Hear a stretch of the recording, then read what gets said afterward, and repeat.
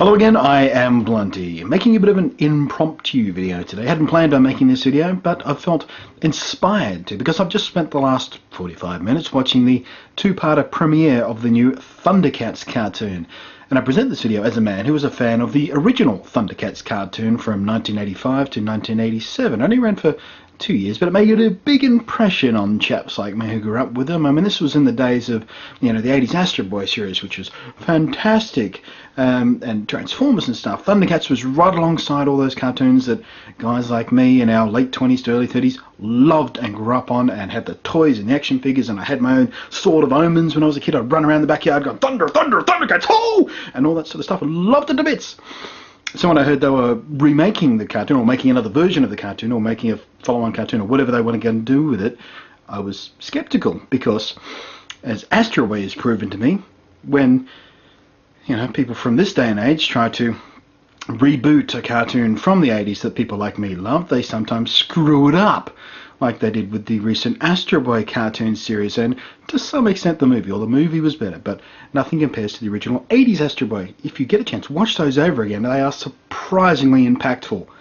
Really well written stuff. But anyway, I'm digressing off the point of Thundercats. I love Thundercats growing up, so I was skeptical.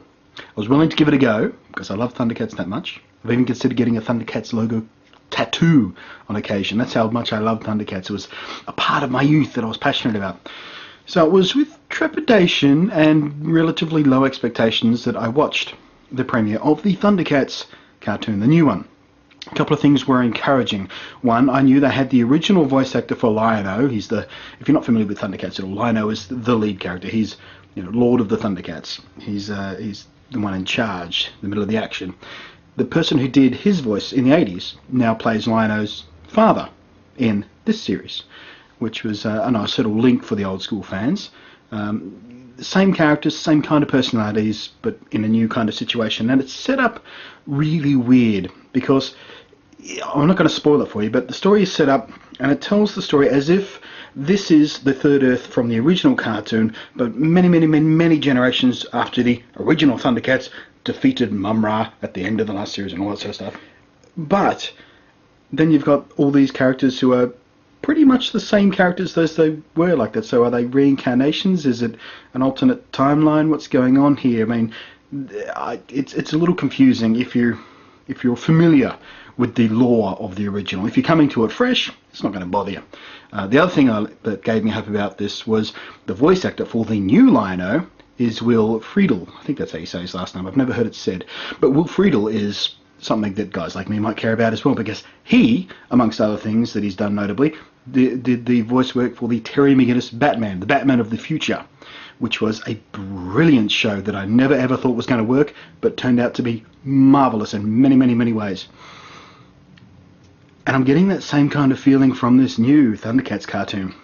Watched it, skeptical, and as it unfolded I went, oh, that's a bit confusing, that's a bit weird, and then it got rolling and picked up some pace, and I got enthralled with it. Basically everything feels well-rounded, well told, well thought out, well portrayed, well acted, well animated. Everything about it is technically good. Everything about it is emotionally good. I feel happy for having watched it, and happy they didn't screw it up, and happy that it may actually even be better than the original series. And I never expected that. It feels like a rich world in which these Thundercats can do their things and have their adventures, and the main storyline where they left off after the premiere, where the series is going to start from, and what's happened after everything that's happened. The jumping off point for the rest of the series, the point of the rest of the series, is an interesting one. The return of Mum-Ra was interesting, and overall, and I'm trying to not give you any spoilers here, because I think it's really important you watch this off your own bat and not know what to expect as it unfolds in its own way. It's good. The mood of it, and how seriously they were taking it, like it's not, let's make a Thundercats cartoon and make a few $1,000s off merchandising some toys.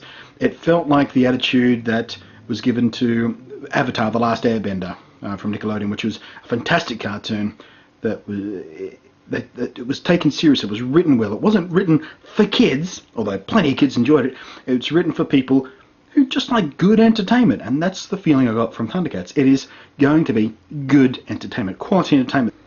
I mean, you know, like I said before, they screwed up Astro Boy really badly. It took them like 3 or 4 tries to get Transformers right. You know, they went through 3 or 4 completely different series before they got it even close to right. But Thundercats, I think they might have got it first go. You know, they've got some interesting story themes there of power and control and bloodlines and competition and notes on slavery and the downtrodden and betrayal and all this sort of Shakespearean kind of stuff. I mean, it's not as wanky as Shakespeare because it's just a cartoon for kids, but still, it's got all those kind of details. It feels like all the bits and pieces and the threads they're pulling at they all have a tight weave. They all fit together properly. It doesn't feel loose. It doesn't feel lazy. It feels like the people who are making this are people who grew up with the original Thundercats and wanted to turn it into something excellent. They have passion about, you know, they believe in the Thundercats, which is probably not too far from the truth, because the people who are making this are probably in their late 20s to early 30s, just like me, who grew up with it. So they have a passion for it, and I think that's coming through. And for those of you curious, yes, Snarf is still in it, and if you're not familiar with Snarf, he's kind of like the Jar Jar Binks of the Thundercats. He's kind of just this little retarded throwback dumbass who does nothing but get in the way while trying to do the right thing. His heart's in the right place, but he's a complete screw-up. Well, Snarf is in the new one, but fortunately this time they've dumbed him down even further to the point where he can't talk at all. All he does is act like a surprisingly intelligent house cat, which is brilliant as far as I'm concerned. And I think you guys should check it out. And if you have seen it, tell me what you thought about it in the comments below. If you haven't seen it yet, tell me what you're expecting. But I was pleasantly surprised by it. I was honestly not expecting much. I was expecting to watch. I was going to give it 3 or 4 episodes, and I was going to throw it on my shit. Nah. But no, I'm hooked from here on in. I'm going to watch it all the way through. Another slight change from the original is that there's no are they nude kind of moments in the original pilot, at least for the opening episodes of the original series of Thundercats. There's a bit before they got to Third Earth where they finally set up shop and they're on the ship and escaping Thundera and stuff like that. They're wandering around nude. They've got no nipples and no genitals, but they are nude. Well, Chitara wore a belt, but it still looked weird and still made you feel kind of weirded out when you're a 12-year-old boy watching these Chitara with her tits out, and she's nude. If my mum sees me watching this, I'm in so much trouble. But there's none of that in the new one. They all wear clothes all the time. Shame, really.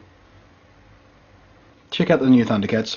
You may very well be pleasantly surprised, just like I was. Thanks for watching. I am Blunty, and I will catch you next time. Cheers. Actually, just before I really go, another new cartoon to check out that I checked out of pure morbid curiosity is the new My Little Ponies cartoon. And I feel completely emasculated saying that, but it's actually a lot of fun. I'm a brony up here, apparently. If you don't know what a brony is, you should probably Google that. I don't know whether it would be ashamed or just happy that I found something that I enjoy. Still hetero, I promise.